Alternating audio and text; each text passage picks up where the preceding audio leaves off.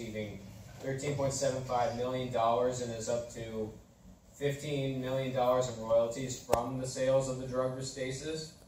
And the tribe can claim sovereign immunity, meaning that they do not operate under the United States laws, rendering the Patent Trade Office's inter partes review invalid. And Shire, as mentioned before, the company that makes the drug Xiidra, forecasted that they would overtake sales of Restasis by the year of 2022. In late 2017, the buyers brought an antitrust lawsuit upon Allergan, which many legal analysts are stating Allergan will possibly lose, which would result in billions of dollars in payouts. When generic versions of drugs hit the shelves, name brands usually lose about 80% of their current market. We will now focus on the most important stakeholders in this case. More importantly, the St. Regis Mohawk tribe, the consumers, and Allergan as a company. While we will be focusing on the four stakeholders to the left, we would also like to point out that the employees, community, partners, and suppliers are also stakeholders, and most recently, Allergan has had to release about 1,000 of its employees. And we will now be jumping into the legal, financial, and ethical analyses of our stakeholders. First, we will jump into the legal side of things. The generic manufacturers under the Hatch-Waxman Act were allowed to proceed with manufacturing the drug, a cheaper version of the drug Restasis. And the Mohawk tribe joined in the losing patent infringement suit. And while they did not test their sovereign immunity in the court, there is a good chance that it would have prevailed if they had used it in the federal court. Allergan is currently in the court system as of late 2017 for the antitrust lawsuit, which, if lost, would result in billions of dollars. And as well as Allergan, they lost the federal suit here, but can appeal, and by appealing, that would maintain their ownership of the Restasis patents through 2019. We will now jump into the financials.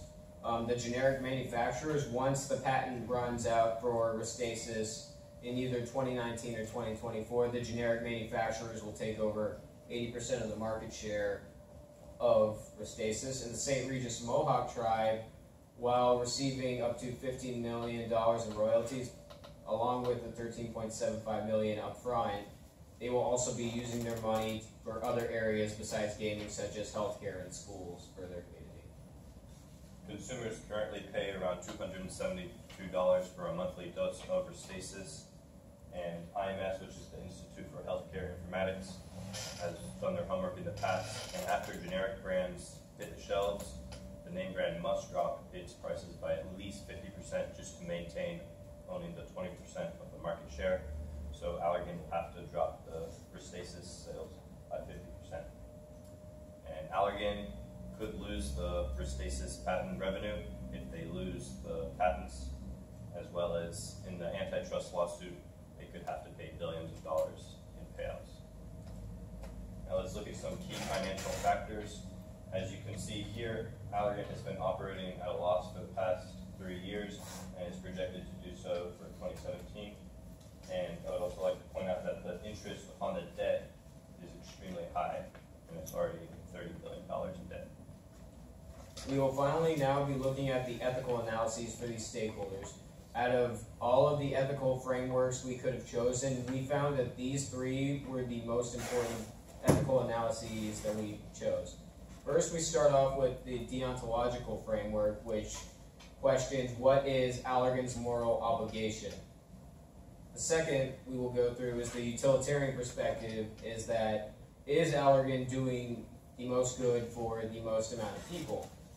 And then finally we'll be looking at the stakeholder-shareholder perspective, and with Allergan acting as a fiduciary, what is their duty to their most prominent stakeholders, and what is their duty to those outside of the company?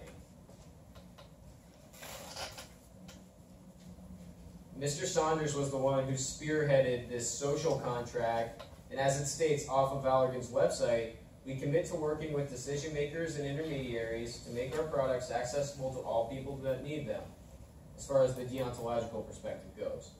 The utilitarian perspective also we found from the Allergan website that their patent access needed to medical treatments while also advocating for a fair free market system that will provide the best environment for continued innovation. As we have gone over in the past with the legal and financial analyses, that these words and what Allergan is saying as a company goes against what is in our legal and ethical analysis and what we have found out about Allergan. Lastly, we will be going over the shareholder and stakeholder perspective. As for the shareholder perspective, since Allergan acting as the fiduciary, they should not do anything as a company that would deprive the company of potential profits or advantages that they have over generic drug makers such as Teva and Mylan. We'll then be going over the stakeholder perspective, in which is what is Allergan doing to their most important stakeholders that they're external to the company, and what are their most important assets to the company. And both of these perspectives have long-term implications to them. We see three primary options moving forward. Option one, continue working with the Mohawk tribe and defending the Restasis patents. Our second option would be to drop the Mohawk tribe and to continue litigation of the patents through the year 2024 until the patents run out. And option three would be to drop the Restasis patent defense and focus on other research and development. We will now look at the legal, financial, and ethical perspectives behind each option. For option one, working with the Mohawk tribe is legal, and if the Restasis patents hold up, then moving forward, then the finances would be positive. However, many U.S. senators and a district judge in Texas stated that Allergan found a loophole, and this move is questionable. Continuing litigation for the patent of Restasis through 2024 while dropping the Mohawk tribe is completely legal in traditional litigation. However, there are some financial implications, as that since the patent is running out on Restasis, Allergan is currently losing money and operating at $3 billion in losses, as well as being $30 billion in debt. So it'll be a question as to if they can hold up the patent. If they can hold up the patent and keep fighting for it, what is the point?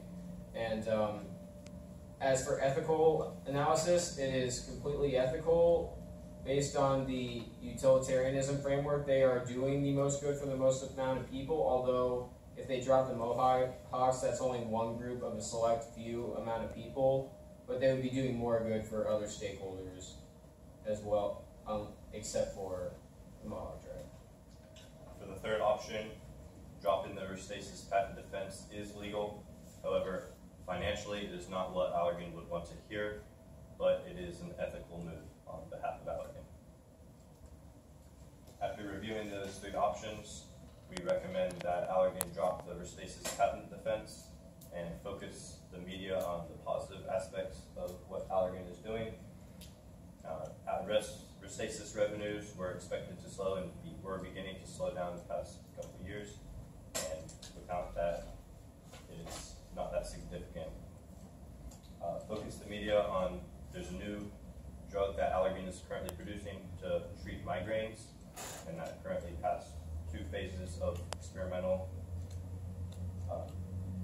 and we would also say vigorously defend all your other patents such as Botox, which is Allergan's leading revenue source. We hope that you give serious consideration to our recommendation